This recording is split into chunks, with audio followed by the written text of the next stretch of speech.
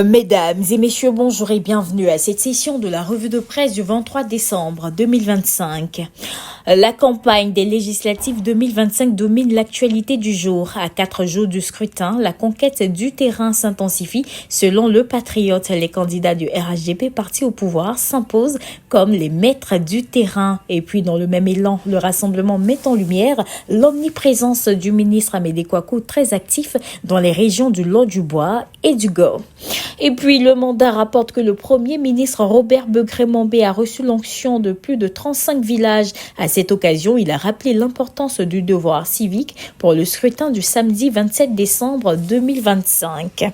Et puis, à Yopougon, le quotidien décrit la stratégie de corps à corps adoptée par Adama Bictogo auprès des familles et des communautés locales. L'opposition également est en mouvement. Du côté du PDCI RDA, le nouveau réveil donne la parole à Yapo Calix, le secrétaire exécutif du vieux parti, titre un bilan positif de sa tournée à mi-parcours, affirmant avec assurance que le PDCI RDA a toutes ses chances. Et puis l'Inter propose un dossier insolite sur les candidats en détention, analysant comment ces prisonniers candidats parviennent à battre campagne malgré les contraintes carcérales. Bien que non participant aux législatives 2025, le parti de Laurent Gbagbo ne reste pas en marge. Le quotidien d'Abidjan relaie le message de mobilisation et d'information porté par les émissaires de l'ex-président à travers tout le pays. Alors que la CAN 2025 bat son plein au Maroc, l'attention est braquée sur l'équipe nationale. Supersport nous rassure, les éléphants ont effectué leur dernier réglage tactique.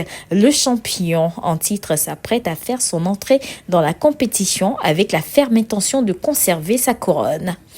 Dans le secteur économique, l'Essor annonce une décision majeure de la Direction générale des impôts qui met officiellement fin à l'usage des factures normalisées physiques au profit du numérique. Terminons avec le matin qui plonge dans la féerie de Noël.